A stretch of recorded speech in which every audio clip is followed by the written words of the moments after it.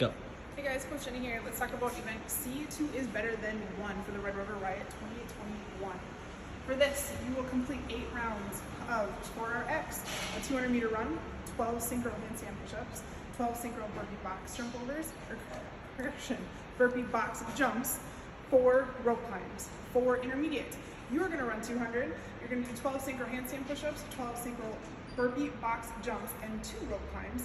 And for scale, you're going to run the 200. You're going to do 12 synchro dumbbell pushes, dumbbell shoulder to overhead, 12 synchro burpee box jumps, and 2 cargo net climbs.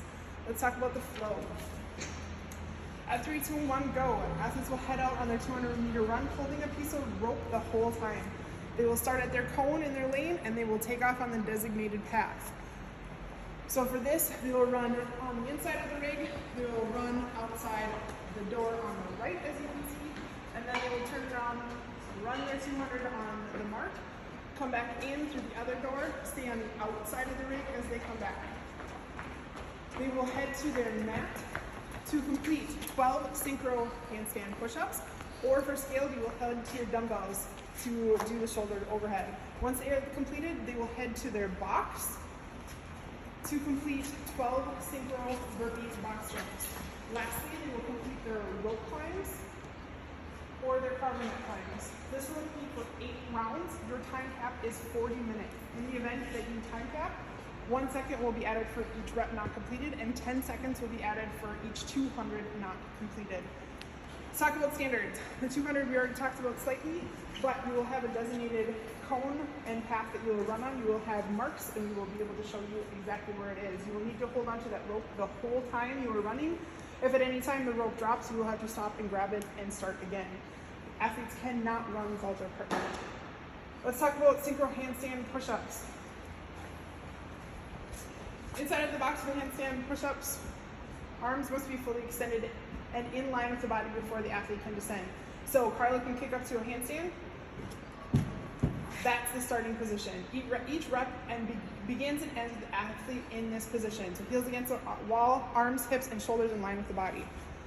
The fingers must go outside the taped line, but palms must remain inside of the box. You and your partner will share a 72-inch wide mat and the same center line. Can you zoom in? This is what it'll look like. We'll have some nice fancier tape on there that you'll be able to see.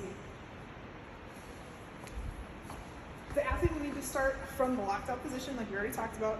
At the bottom, the head must make contact with the ground or the mat in this case. The feet do not need to remain in contact with the wall for the duration of the movement, but at completion of the movement, feet need to be in contact with the wall. Rep is counted when both athletes return to the lockout position with heels on the wall, arms, hips, and legs fully extended, and the shoulders in line with the body. Feet can be no wider than the width of the hands at lockout. So that'll look like this. Athletes will kick up to the wall. They can go at the same time, or one athlete can start and one athlete can follow.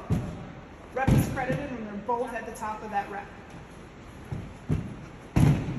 Good? That is considered a rep.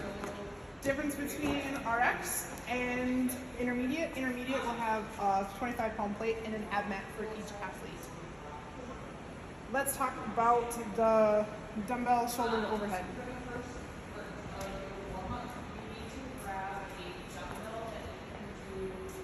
The dumbbells must be in the shoulder to begin the shoulder to overhead. A press, a push jerk, or split jerk are permitted. Can you show me a press, Carla? Push press, push jerk, and a split jerk. All permitted as long as the finished position is achieved. The rep is counted when both athletes' dumbbells are locked out overhead, arms, hips, and legs extended. Just like that. Center of both dumbbells must be over or slightly behind the center of the body in line. So if you do that split jerk, you have to come back together before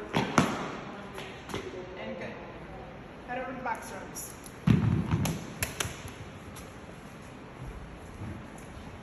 The burpee box jump starts with athletes facing the box on the same side while touching their chest and thighs to the ground at the same time. This starts the synchro movement and finishes with both athletes standing with knees and hips fully extended on top of the box. RX and intermediate must jump. Scaled may step up. All levels may jump or step down. Only the feet may make contact with the box. Using the hands to push off the legs during a step up is not allowed. Can you show that, Carla? Pushing off the legs. There you go. That is your standard for your burpee box jumps. You will start on the same side and you will always end on the same side. These are not box jump overs. Headed to the rope climb. Each rep starts from the floor. Athlete may reach or jump up to start the climb. Both feet may touch the floor, or both feet must touch the floor between reps. Athletes may use their legs for assistance during the climb. At the top, one hand must clearly be above the red tape line. On the way down, athlete must descend and show control before releasing their grip. Athletes may switch out on as needed for their rope climbs. So, first athlete will go. He'll jump or grab the rope any way he wants to.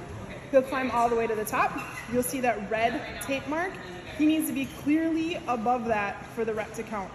So that would be a good rep. As he comes down, he has to show control. He can't just fall from the top and it'll count as a rep.